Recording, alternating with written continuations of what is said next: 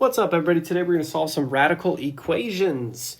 Radical equations are going to be any equation that contains a square root symbol. So you'll notice the two below contain that, and we're going to walk you through how to simplify. Before we jump into the equations, I want to talk you through an example. So on the left-hand side, you'll notice I have the square root of 5, and then I'm taking the square root of 5 and squaring it. So this is going to be 2 copies of the square root of 5. So the square root of 5 squared is root 5 times root 5.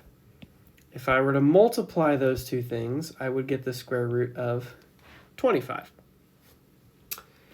Now, the square root of 25 is a number that I know. That number is just 5. So the main idea with radical equations is there's a rule that says the square root of x squared is just x. Essentially, if I want to get rid of a radical, what I'm going to do is I'm going to square both sides. So starting with number 1, my x is trapped underneath this radical symbol. So I'm going to square the left and square the right. On the left-hand side, I'm just going to end up with x minus 4 because those two things are going to undo each other. My right-hand side is 3 squared, so I'm going to get 9. Let's move the 4 over, and x is equal to 13. Okay, similar deal on number 2. I'm going to square both sides of this equation. 6 squared is 36 equals 2n minus 2. So add the 2 over, we're going to get 38 equals 2 times n. Take 38 divided by 2, and I'm going to get an n value of 19, not 17.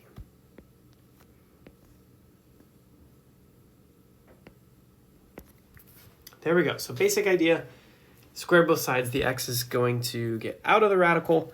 Just make sure that you multiply the right-hand side by itself. I want to show you 2 more things that you could see. So number 3 and number 4, what you'll notice on number 3 is that my radical is not isolated. So I cannot square both sides until he is all by himself. So before I do anything else, I'm going to move the 4 over. I'm going to have 2 square root of x minus 4. Actually, I'm going to be picky. I'm going to turn this into a negative 2. So I've got negative 2 square root of x minus 4 equals negative 4.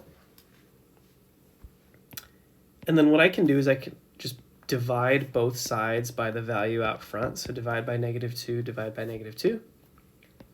So I'll have x minus 4 equals negative 4 divided by negative 2 is positive 2. Now I've got the green light to square both sides. X minus 4 is 2 squared is 4. So x is 8. Okay, so the very first thing that you need to do is you need to isolate the radical value. Last thing you might see, you'll notice I've got radical equal to itself.